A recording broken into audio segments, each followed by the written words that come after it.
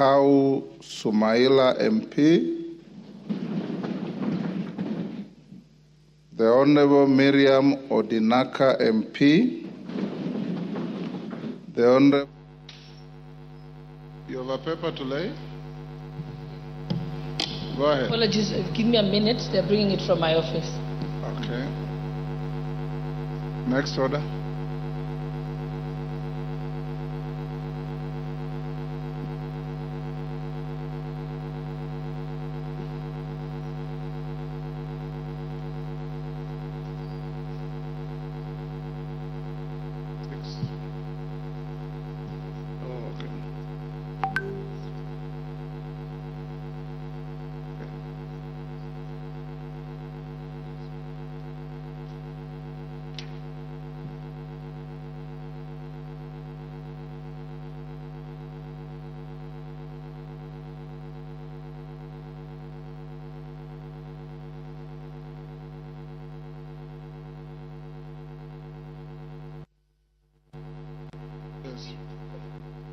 Honorable Shalay, how quickly is your paper coming?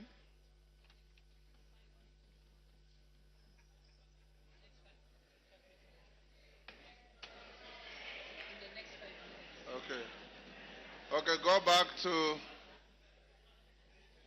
members on their feet. Take your seats.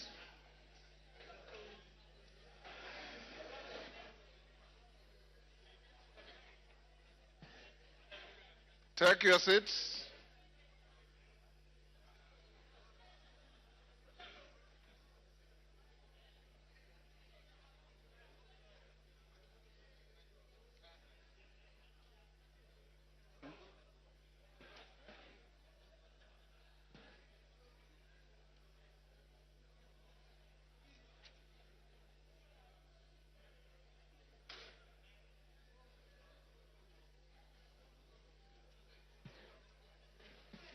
Order, honorable members.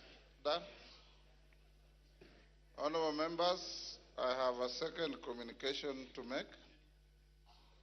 Honorable members, I have a communication on a notice of motion for proposed removal from office by impeachment of His Excellency Rigathi Gachiagua, EGH, as the Deputy President of the Republic of Kenya. Honorable members, pursuant to Article 151B of the Constitution and Standing Orders 64 and 65, I wish to notify the House that I'm in receipt of a notice of a special motion dated Thursday, 26 September 2024, and received on Friday, 27 September 2024, from the member for Kibwezi West, the Honorable Ekomas Mwengi Mutuse MP. The Honorable member seeks a resolution of the House for the removal from office by impeachment of His Excellency Rigathi Gachiagua, EGH, as the Deputy President of the Republic of Kenya. Honorable members, at the back, take the nearest seats. The nearest, Clive.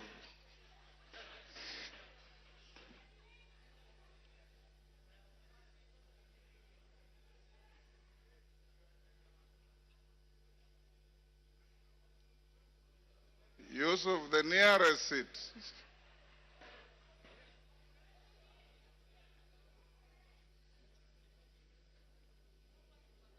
Okay. Honorable members, Article 150B, 1B of the Constitution provides as follows, and I quote, "The Deputy President may be removed from office on impeachment, 1, on the ground of a gross violation of a provision of this Constitution or any other law. 2, where there are serious reasons to believe that the Deputy President has committed a crime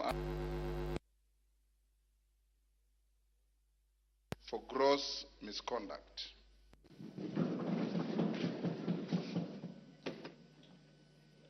Honorable members, the notice of the special motion by the member for Kibwezi West seeks a resolution of the House for the removal from office by impeachment of our Deputy President on the grounds specified under Article 151B of the Constitution and sets out the particulars in respect of each ground. Honourable members, the special motion before the House presents an unprecedented constitutional moment in our democracy. Without doubt, it summons this House to test for the first time under the 2010 Constitution the provisions of our Constitution relating to the removal from office by impeachment of the Deputy President.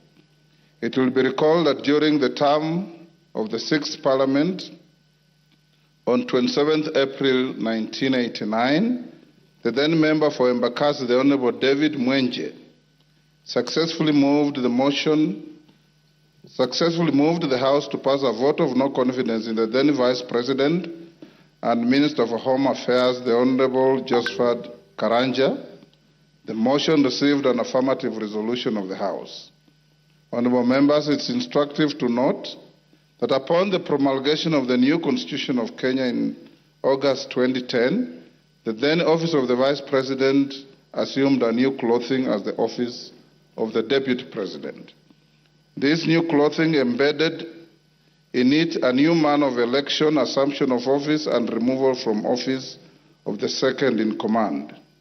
Whereas the previous Constitution conferred upon the President the power to appoint and remove the Vice President, the Constitution of Kenya 2010 shifted the removal of the Deputy President to Parliament. This lays the ground for the notice of the special motion by the member for Kibwezi West. Honourable members, Standing Order 64.2 relating to removal by impeachment requires the Speaker to dispose of a special motion within 3 days of receipt of notice by a member. Standing Order 64.2 as read in the light of Articles 259, 5 and 6 of the Constitution gives the Speaker the deadline of today, Tuesday, 1st October 2024, to notify the House of receipt of the special motion and its admissibility or otherwise.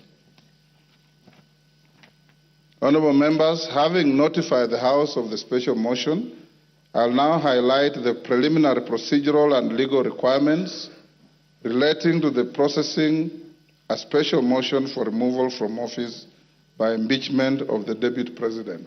Members at the bar, take the nearest seats.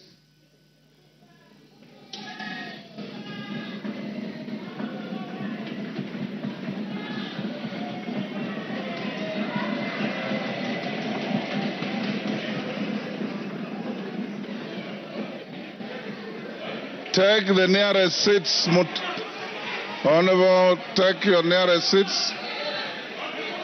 Order. Order. Order. Wamumbi, take the nearest seat.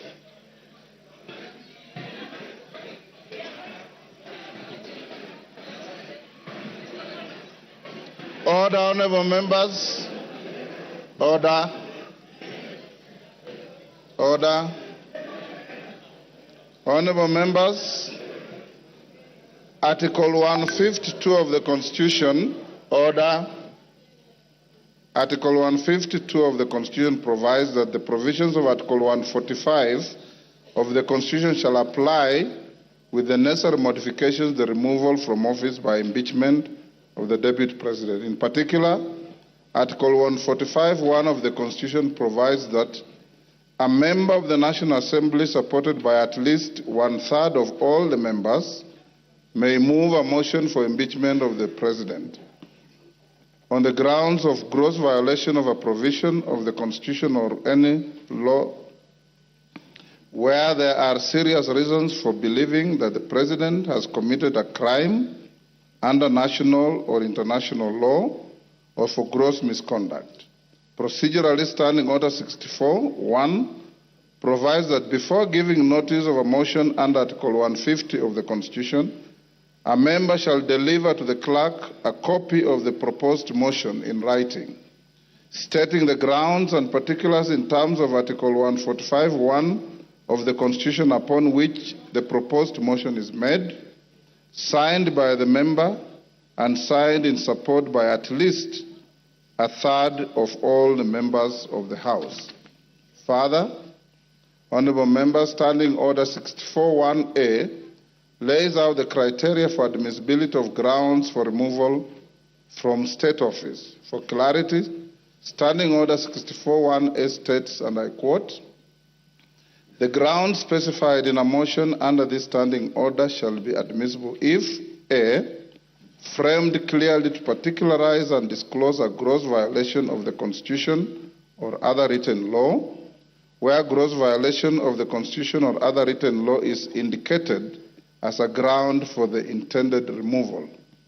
B, stating with precision the provisions of the Constitution or other written law that are alleged to have been grossly violated, where gross violation of the Constitution or other written law is indicated as a ground for the intended removal. And C, accompanied by necessary evidence, including annexures or sworn testimonies in respect of the allegations. The foregoing procedural and legal requirements for the processing special motions are buttressed by precedents and jurisprudence in various speakers' rulings and court decisions. Honourable Members, today I refrain from restating the jurisprudence and focus on determining the admissibility of the notice of the proposed special motion filed by the member for Kibwezi West.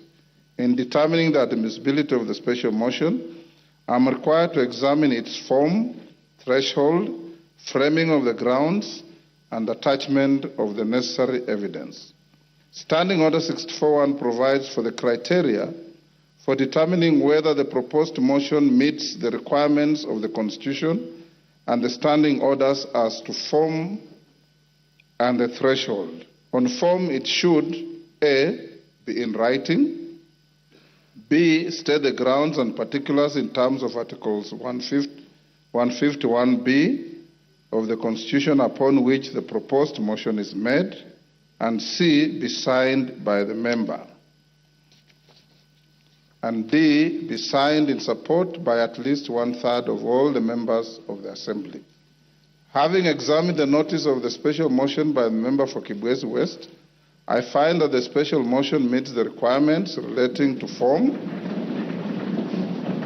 and threshold set out in the Articles 145(1) and 151B of the Constitution and Standing Order 64-1.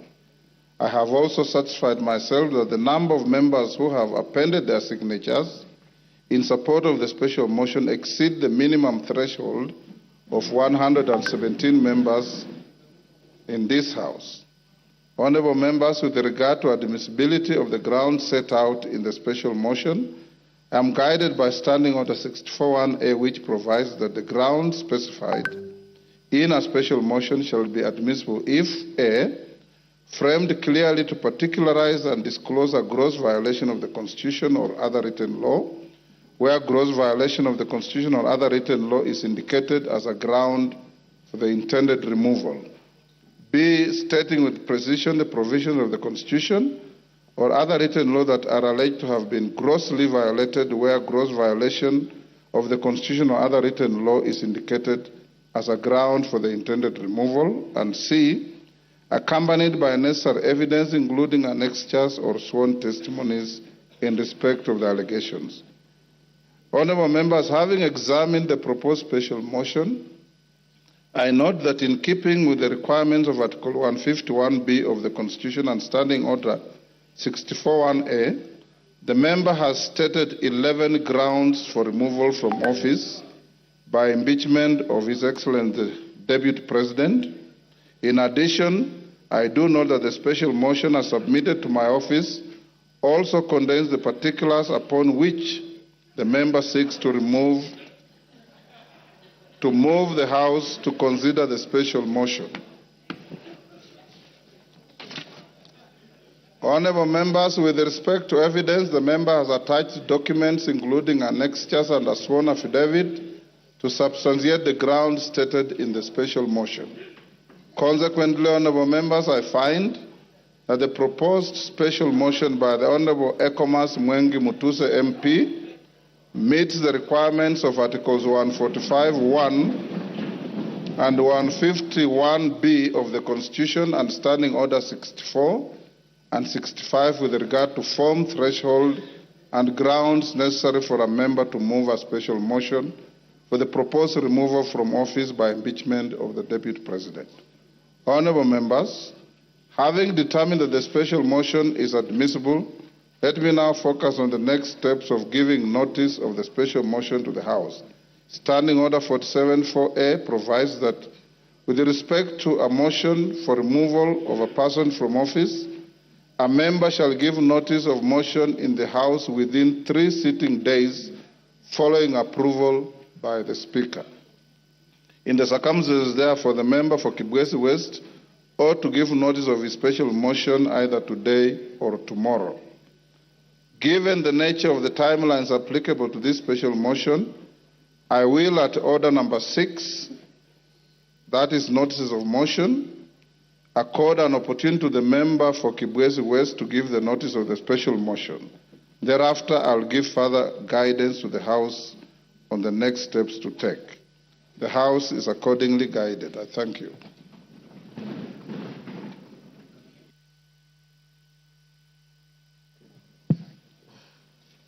Honorable Gladys Boss, are you ready? We'll go back to order number 5 for the Deputy Speaker.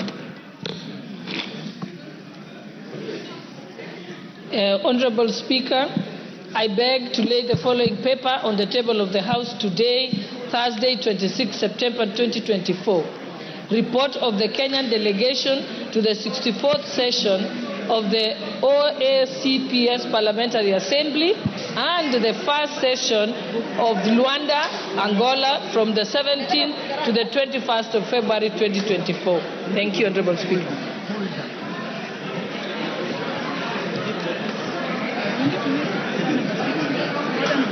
Honorable Speaker. Order. Order, honorable members. Order. Member for Budalangi. Order. Take your seats. Order. Member for Navajo, take your seats.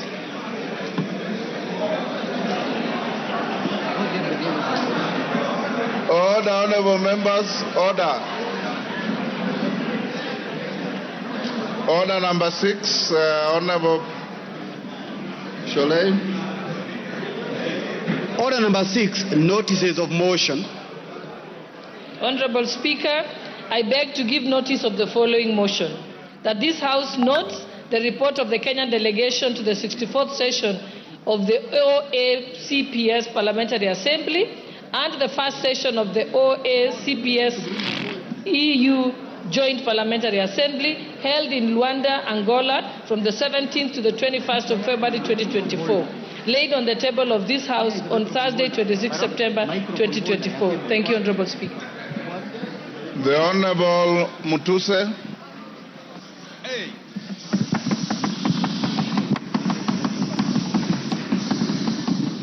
Honorable Mutuse, I'll allow you to speak from the dispatch box, and he will be heard in silence.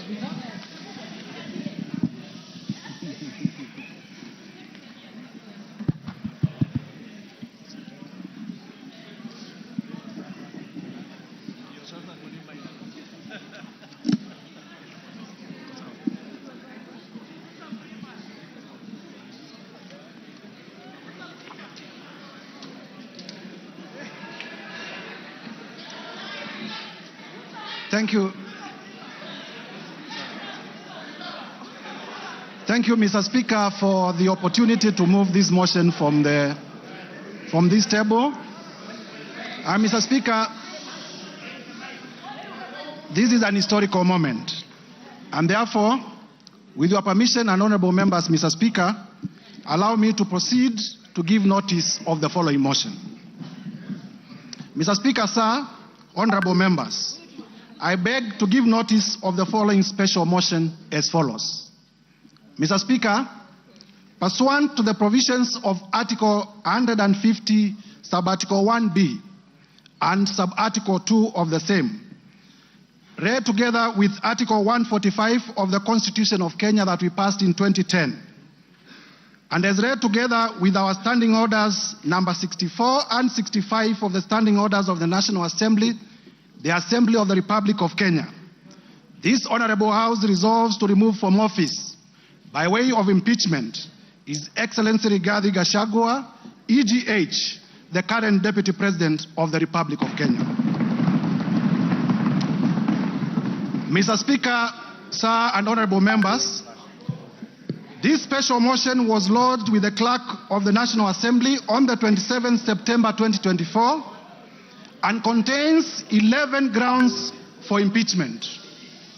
Mr. Speaker, in compliance with the law, as stated earlier, the grounds are concise, precise, are particularized in the motion, and this is a motion, and are supported by cogent, convincing, persuasive, evidentiary material in the nature of documents, affidavits, and electronic evidence. Mr. Speaker, I will also be presenting live witnesses, viva voce evidence, who will testify to corroborate the evidence that we have adduced in support of the grounds of impeachment. Mr. Speaker, honorable members, in the interest of the time allocated, I am not able to go clause by clause, sentence by sentence, paragraph by paragraph, because as you notice, the grounds themselves constitute about 42 pages, and with the rest of the material, we have about nearly 100 pages. And therefore, Mr. Speaker, with your guidance, allow me to summarize the 11 grounds as follows. Generally, Mr. Speaker, as members will realize, the particulars of these grounds are that His Excellency Rigathi Gachiagua has engaged himself in acts of omission and commission that constitute offenses under our Constitution, offenses under international law, and offenses under our own statutes.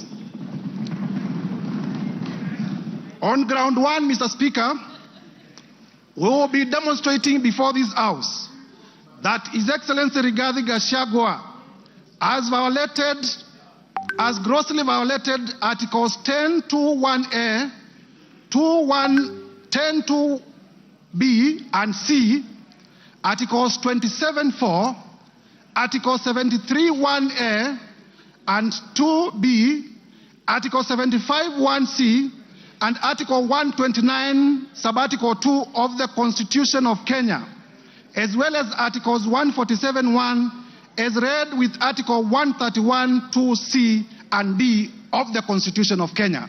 And when the time comes, Mr. Speaker, I will be laying detail, article by article, to show the violations. On ground number 2, Mr. Speaker and honorable members, at the opportune time, I will demonstrate to Kenyans that His Excellency Rigathi Gachiagua has violated Article 147(1) of the Constitution and Article 152(1) of the Constitution of Kenya, the most progressive constitution in Africa. Mr. Speaker, on ground 3, I will be demonstrating before this House to Kenyans and to the international community that His Excellency Rigathi Gachiagua has violated Article 6(2) of the Constitution, Article 10(2)(a) of the Constitution, Article 174 of the Constitution, Article 186(1) of the Constitution, Article 189(1) of the Constitution, as well as the 4th schedule of the Constitution of Kenya. Mr. Speaker, this is the Constitution of the Republic of Kenya. It is not a mere document. It speaks to the soul of this nation. Under ground 4, Mr. Speaker, I will demonstrate that His Excellency Rigathi Gachiagua has violated Article 161 of the Constitution of Kenya. I will further demonstrate under ground 5 that His Excellency Rigathi Gachiagua, the Deputy President, the current Deputy President of the Republic of Kenya, has grossly violated Article 3(1) as read together with Article 148(5)(a) of the Constitution. Underground 6, Mr. Speaker and honorable members, I will demonstrate that the Honorable Rigathi Gachiagua has committed crimes under Section 13(1)(a) and 62 of the National Cohesion and Integration Act, the act that speaks to our nationhood, the act that speaks to our multi-ethnicity, the act that speaks to our society remaining together as a cohesive society. And I will demonstrate with videos, I will demonstrate with affidavits, I will demonstrate with documents that the man holding the office of the Deputy President has violated the same law that he swore to protect in his own oath of office. Underground 7, Mr. Speaker, I will demonstrate before this House that His Excellency Rigathi Gachiagua has committed crimes under Sections 45(1), Section 46, Section 47(a)(3), Section 48(1) of the Anti-Corruption and Economic Crimes Act. Anti-Corruption, Mr. Speaker, honorable members, Anti-Corruption and Economic Crimes Act, by using his office to unjustly enrich himself, by using his office to acquire within 2 months properties well beyond 55.2 billion. And Mr. Speaker, I will demonstrate before this House that during the presidential debate, if I may be listened to, Mr. Speaker, that during the presidential debate, His Excellency Rigathi Gachiagua did declare that he was worth 800 million. We are aware that he's paid slightly over 1 billion, meaning that for the last 2 years, the match he could have accumulated justly is about 24 million. But I will demonstrate before Kenyans that he has properties to himself, the ones that I was able to get in my time of research, worth 5.2 billion Kenya shillings. This is what we call unexplained assets, and we must slay the dragon of corruption from the highest office. Mr. Speaker, under the same ground, I will also be demonstrating, this is ground number 7, that His Excellency Rigathi Gachiagua has violated Sections 2, 3, 4, and 7 of the Proceeds of Crime and Money Laundering Act. Mr. Speaker, you are aware that the Proceeds of Crime and Money Laundering Act is one of those laws pursuant to Section 2 of the Constitution of Kenya that we domesticated because of our international obligations about money laundering. And therefore, by proving the same, I will also be demonstrating before Kenyans that His Excellency Rigathi Gachiagua has committed international crimes. Underground 8, Mr. Speaker, I will demonstrate that the Deputy President of the Republic of Kenya has committed crimes under Section 132 of the Penal Code and Section 29 of the Leadership and Integrity Act. And honorable members will realize that the Leadership and Integrity Act is the law that was enacted by this Parliament, none other than this Parliament, to give effect to Chapter 6 on leadership and integrity of the Constitution. Under ground 9, I will be able to show, and Mr. Speaker, when we get to this ground, the ground of gross misconduct, I will be able to speak to the House in a very clear manner as to what constitutes gross misconduct as interpreted by our own courts. And I will be able to show that the person of the Deputy President is a bully. The person of the Deputy President has been threatening public officials. The person of the Deputy President has carried himself in a manner that brings disrespect to the office that he holds, and therefore has grossly misconducted himself. Under ground 10, Mr. Speaker, I will also specifically demonstrate that the person of the Deputy President has committed the offense of gross misconduct in the manner of insubordination, insubordinating the presidency and the Kenyan state. The Kenyan state is our soul, and if you insubordinate the state, you are not worth being a state officer. Lastly, Mr. Speaker, under ground 11, with your permission, when the time comes, I will also demonstrate, honorable members, if we may be listened to, I will also demonstrate that specifically the Honorable Rigathi Gachiagua has committed crimes of gross misconduct as I had earlier alluded to, in terms of bullying and threatening public officers. Mr. Speaker, in compliance with the provisions of Articles 145(1) of the Constitution, as read together with the National Assembly Standing Order number 65, honorable members, if you may listen, this is important. A total, Mr. Speaker, a total of 291 members of this National Assembly have graciously appended their signatures in support of this motion. 291 members. Mr. Speaker, it will be remembered, Mr. Speaker, it will be remembered that at this stage of moving the motion, the requirement of the law is that the motion should be supported by 1/3, translating to about 117 members. However, Mr. Speaker, we have 291. I therefore wish to thank my colleague members of Parliament for supporting this motion to over 83%, way beyond the required threshold of 2/3, which is 67%, that is required at the next stage of voting for this motion. So, Mr. Speaker, there are times when we used to say this is an open and shut case. Mr. Speaker, sir, as a requirement of our standing orders, please allow me to read the names of the members who have signed in support of this motion.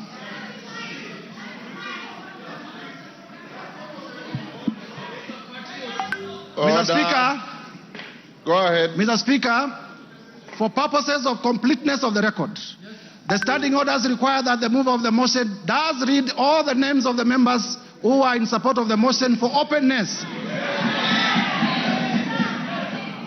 And I therefore read the name of the patriots, borrowing from Senior Peter Kaluma. Mr. Speaker, I began with myself. The Honorable Ekomas Mwengi Mutuse, yours truly. The Honorable Owen Baya. The Honorable Japheth Nyakundi. Matthias Robi. Kimani Ishungwa. Member for Kikuyu and Majority Leader. Abdul Rahim Daoud. Patrick Munene Dwega. Eric Wamombi, the member for Madera.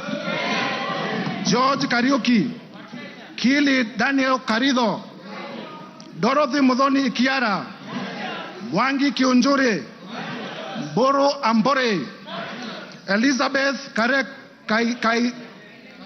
Kairemia. Edwin Mugo Gishoke.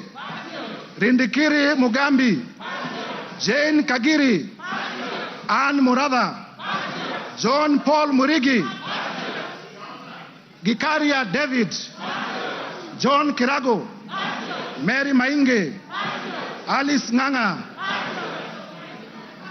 Wambugo Wainaina. Mashua Waidaka. Kuria Kimani. George Kitonga Murugara. Simon Nganga Kingara. John Kiaria Wainaina. Shadrach Mwiti. Honorable Joseph Wainaina, nominated. Betty Maina. Geoffrey Kiringa Waroko. Roko. Gigi Kagombe. Julius Taitumu. Duncan Maina Madenge. Kwenya Dhoko. John Juguna Wanjiko. John Kanyuithia Mutunga. Honorable Junet Mohamed, the leader of minority.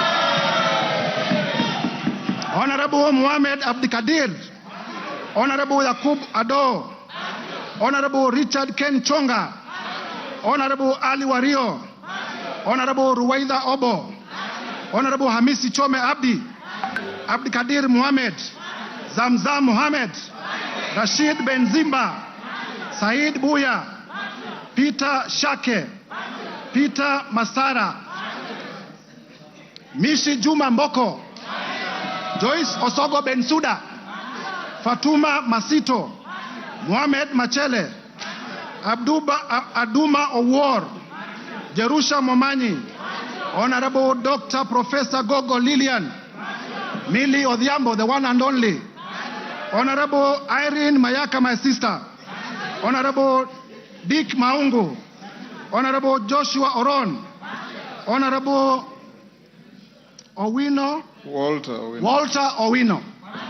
Honorable Patrick Osero. Honorable Molfason Barongo. Mark Ogola Nyamita. Tom Ondege. Gisairo Ombane. Oku Kaunya. Rosa Mbuyu. Charles Were. Fatuma Mohamed. Paul Abuor. Badu Twalib. Dr. Charles Ochieng. Caleb Amisi Luyai. Elisha Odhiambo. Farah Maalim. Elijah Memusi Kanchori. Kakuta Maimai Hamisi. Aden Daud Mohamed. Honorable Wanjala. Honorable Peter Orero. Honorable Martin Peters Owino. Honorable George Peter Kaluma. Honorable TJ Kajuang. Chiforomondo Mwangale. Honorable Donya Doris. Stephen Mogaka. Felix Odiwar. Geoffrey Odanga. Honorable Tim Wanyonyi. Honorable Christine Ombaka. Honorable Hussein Weitan. Honorable George Aladwa. Joseph Oyula. John Bwire. Omar Mwini. Catherine Omanyo. Danson Mwashako of Wiper Party. Innocent Mugabe. Charles Nguna Mwingi West of Wiper Party. Honorable Elsie Muhanda. Honorable J.L. Sunguli of Kilgoris. Honorable Udgun Siad. Honorable Dr. John Ariko. Honorable Tindi Mwale. Otiende Amolo Senior Counsel. Mr. Speaker, the House takes notice that Honorable Otiende Amolo is one of the makers of the Constitution that we are implementing. Honorable Christopher Aseka. Honorable Paul Ekwon Nabuin. Honorable Nicholas Gikor of Turkana East. Honorable Yusuf Mohammed. Honorable Abdgadir Hussein Mohammed. James Koyo. Sarah Paulata Korere. Honorable Umker Arun Mohammed. Honorable John Nikal. James. Yes, my sincere apologies. For the correctness of the record, this is Honorable Dr. Professor James Nikal, the member for Seme. Honorable Daniel Manduku. Honorable Mohamed Ado. Honorable Wario Guyo. Honorable Paul Katana. Maurice Kakai Bissau. Emmanuel Wangwe. Bernard Shinyali. My friend Nabi Nabwera. Patrick Makau Kingola of the Wiper Party Mavoko constituency. And Commissioner of the Public Parliamentary Service Commission. Very able, voted by members of this House. I thank you in a special way, my senior brother. Honorable Shakil Shabil Hamed. Honorable Aden Kainan. Honorable Dr. Aden Kainan. Honorable Fatuma Jeno. Jeho. Honorable Amina Munyazi Laura. Honorable Gertrude Mbeyo. Honorable Adipo Akwome. Mr. Speaker, if you allow me, I can have a sip of my water. Go ahead.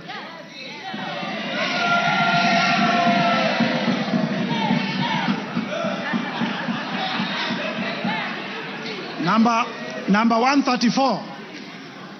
Number 134, Abdi Omar Shurie. the chairman of the Committee of this House on Public Debt, Honorable Tom Oluoch, the member for Dagoretti Beatrice Elachi, Honorable Samuel Arama, Honorable Guyo Jaldesa Professor, Honorable Anton Kibagedi, my brother, Honorable Samuel Atandi, my brother, Honorable Ruth Busia, Honorable Ruth Odinga Busia, the women rep for Kisumu County, Honorable Eve Obara, Honorable Johnson Manya Naika of Mumias East, Kipyegon Joanna, Omboko Milemba, Marwa Maisori, Moses Kirima, Lydia Aiga Mizigi, Adan Aji Yusuf, Mumina Bonaya, Charles Gimose, Mohamed Tubi, Zahir Janda, Clemens Lawyer, Zuleka Hulbal Arun, Lekumontare Jackson, member for Samburu East, Anton Kenga Mpe, ukimwona Mpe, Bashir Abdullahi, Didmas Barasa, Malulu Injendi, Geoffrey Mulanya, Frederick Ikana. Mr. Speaker, for completeness of the record, there are names that I have cancelled and I have signed against the cancellation. Honorable Titus Amala, Joseph Dena, Honorable Kivai Kagesi, Honorable Vincent Musyoka aka Kawaya, member for Mwala, Honorable Fabian Muli, Honorable Caleb Mule, Honorable Joshua Mwalio, Honorable Dr. Rachel Nyamai Kaki, Honorable Nimrod Mbai aka KPLC, Honorable Dido Raso, Honorable Lekuton of Laisamis, Honorable Chief Whip Silvano Sosoro, Honorable Abdisarat K. Ali, Honorable Abdul Haro, Honorable Mary Emase, Irene Joki, Nebat Muriuki, George Gachiagua, Stephen Karani, Gidhua wa Mashukuru, Rahabu Mukami Washira, Joroge Wainaina, Elijah Njoroge Kururia, Epuyu Nanok Daniel, Mudhoni Marubu Monica, Kenneth Tungulu, Mudhama Stanley, Joseph Emanthe Namur, Faith Gitau, Cecilia Asieni Ngitit, Pamela Njoki Njeru, Rahab Robert Basil, the member for Yata and Wiper Party, Protas Akuja, Kasim Sawa Tandaza, Pauline Lengimis, Honorable Dr. Robert Pukose, Honorable George Sunguia, Honorable Joash Nyamoko, Kitlai Olentutu, Lea Sankaire, Lemankon Aramat, Agnes Pareño, Gabriel Tongoyo, Rebecca Tongei, Catherine Wambilinya, John Makali of Kandui, John Chikati, Susan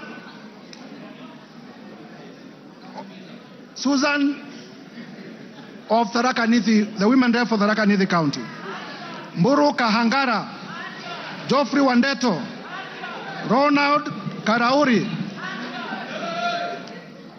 Jackson Koech,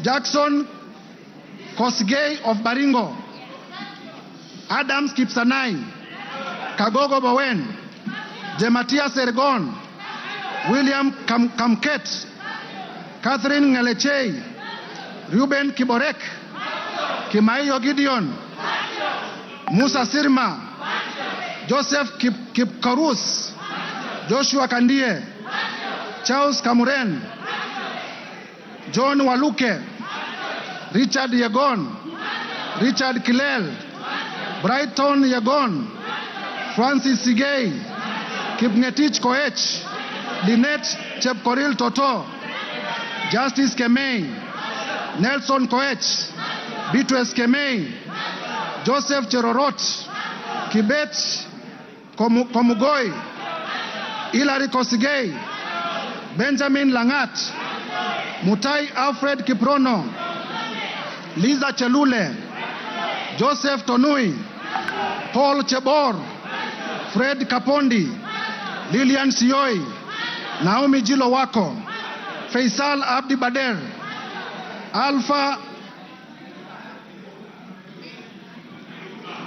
Miruka of Bamachoke Chache, Deko Baro, Innocent Obiri, Ogola Gideon, Honorable Sabina Chege, the party leader of the Jubilee Party,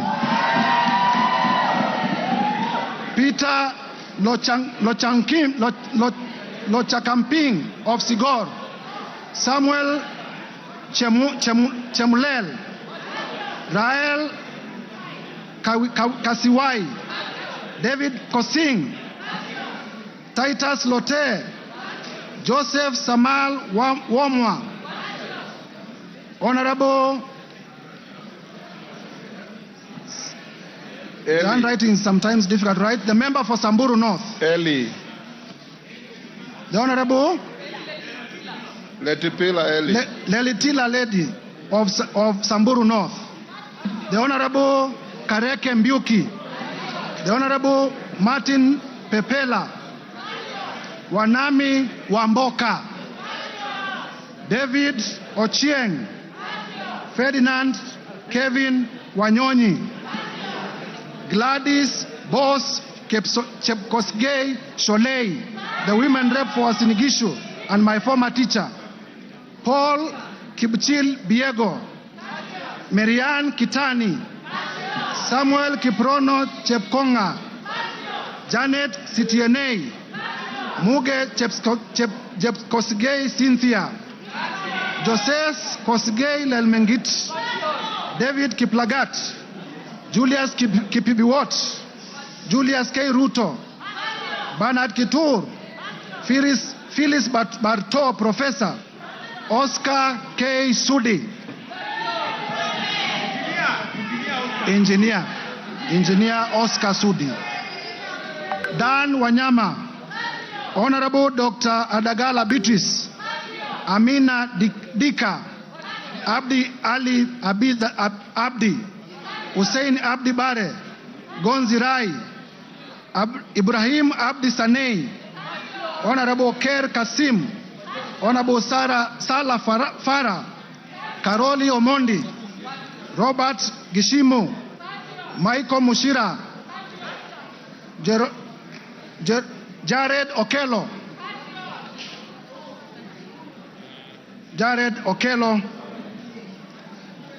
is my last name, making a total of 291 members. Mr. Speaker. Yes, wind up. Honorable members, as we wind up, as I alluded earlier, I presented to the Clerk of the National Assembly, and this afternoon, I'm laying on the table of the House the following documents.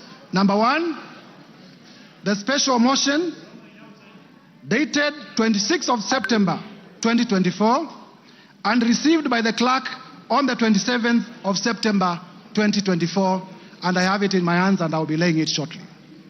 Number two, with this special motion, Mr. Speaker, I am also laying before the table of the House the list of 291 members of the National Assembly who signed in support of the motion. Mr. Speaker, number three, I will also be laying the bundle of evidence in support of the grounds in the motion. And number four, I will be laying the list of witnesses all contained in this bundle. Mr. Speaker, Kenyans will be shocked. Indeed, Kenyans will be very shocked when we finally unravel and demonstrate the grounds and the supporting evidence. I therefore, through you, Mr. Speaker, humbly request the House Business Committee to allocate me ample time at the time of moving the motion so that Kenyans can appreciate in detail the injustices that have been committed against them by the person of the Deputy President. I thank you, Mr. Speaker, and I beg to give notice of the special motion and to lay the said documents on the table of the House. And if you allow, Mr. Speaker, as I conclude, please allow me to highlight the following. Order. Mr. Speaker, I am a Christian, and I often read the Bible. And the Holy Bible, in the book of Proverbs 29 verse 16 says as follows: when the wicked are in authority, sin flourishes. But the godly, and mark the godly in small g, will live to see their downfall. That is the Holy Book as contained in the book of Proverbs 29:16. Further, Mr. Speaker, in the book of Mark, chapter 9, verses 42 to 47, it says as follows, and I quote: If anyone causes one of these little things, honorable members, Kenyans, please listen carefully. If anyone causes any one of these little things, those who believe in me, to stumble, it would be better for them if a large millstone were hung around their neck and they were thrown into the sea. 43, if your hand causes you to stumble, cut it off. It is better for you to end a life maimed than with two hands to go into hell, where the fire never goes out. 45, and if your foot causes you to stumble, cut it off. It is better for you to end a life crippled than to have 2 feet and to be thrown into hell. And if your eye causes you to stumble, pluck it out. It is better for you to enter the kingdom of God with 1 eye than to have 2 eyes and be thrown into hell. Mr. Speaker, if Kenyans cannot get services because of Deputy President Rigathi Gachiagua, we'll be pleading, pluck him out from government. Mr. Speaker, honorable members, it is my belief that these 2 quoted verses are also true to the Quran and to other holy books. Turning now to our own jurisprudence. Honorable members, because many of us are political practitioners, even those who are not lawyers, would remember that in nullifying... Order, Mtuse, you are giving an motion, you are not debating the motion. Yes, I'm finishing. Yes. I'm finishing. In nullifying the 2017 presidential elections, His Lordship, the Chief Justice Emeritus, the Honorable David Maraga, pronounced himself in the following words: the greatness of any nation lies in its fidelity to the Constitution and adherence to the rule of law, and above all, respect to God. And Mr. Speaker, it is this persuasion, Mr. Speaker, that has made me to bring this motion of impeachment against the person of the Deputy President, His Excellency Rigathi Gachiagua. For the record, and Kenyans, listen, I have no grudge, I have no malice, I have no ill will, I have no personal vendetta against His Excellency Rigathi Gachiagua. I am just doing my duty as a citizen of the Republic of Kenya and executing my mandate as a member of this House as mandated under the Constitution to bring this motion. I will therefore, Mr. Speaker, with your permission, lay the documents before the House and beg to give notice of the motion. I thank you, Mr. Speaker. Hand over the documents to the clerk.